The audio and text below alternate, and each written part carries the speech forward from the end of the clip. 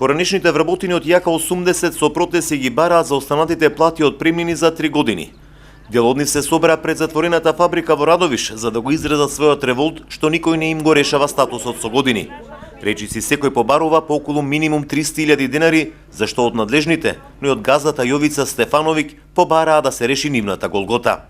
Чекаме пари 8 години да си ги земеме нашите пари, плати, хранарини, отпремнини, патни трошкове. Од това ништо немаме добиено цели 8 години. Се е дадено на извршители, а немаме никаков одговор.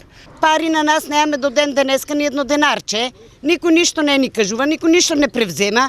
Значи сакаме воа да се реше, нашите пари да ни се дадат, а и на нас статусот понанатам да ни се реши. На протестот имаше лица кои се уште се водат како вработени во Јака 80. Тврдат дека за цела 2017 немаат земено плата. Не знаат каде да се обратат за да им се реши нивниот статус, бидејќи ниту работат, ниту пак се водат како невработени. Немаме ни здравство, немаме ни пензиско, ништо немаме. Само ни обеќето и плата ги ни дадат. Требаше до 15. Дома седеме, нека ни ги даде парите, нека ни го реше статусо и 4 плати изостанани. И 4 плати имаме од 2014 година не земани. И 2017 цела. И 2017 цела. Што чуваме објектите? Мора некој, ние може како вработени мора да чуваме. И што да правиме? Дека да одиме? Не, исто и ние. Овие ми се колешки, јас сум у производство.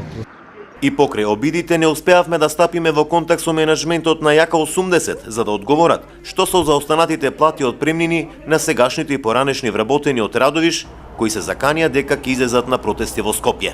Ова зад мене се произведените капацитети на Јака 80, каде до 2010 година се произведуваа лекови и козметички производи.